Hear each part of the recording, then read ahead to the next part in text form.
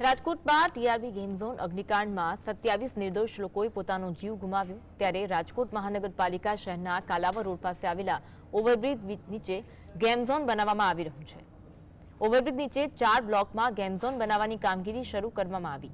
આ વિસ્તારમાં 5 જેટલી શાળા અને કોલેજ આવેલી છે, જેમાં 1000 વિદ્યાર્થીઓ અવરજવર કરે છે। જોકે સવાલ એ થાય કે ગેમ ઝોન બ્રિજ નીચે તૈયાર કરવામાં આવી રહ્યું છે, ત્યારે જો કોઈ માર્ગ અકસ્માત સર્જાશે તો જવાબદારી કોની રહેશે? આ સાથે પાર્કિંગની કોઈ ખાસ વ્યવસ્થા ન કરવામાં આવી હોવાની સ્થાનિકોની ફરિયાદ છે। હવે આ બીજો ગેમ ઝોન મહાનગરપાલિકા તરફથી બનાવવામાં આવે છે। ઓલો પહેલાં પ્રાઇવેટ તરફથી બનાવવામાં આવ્યો હતો।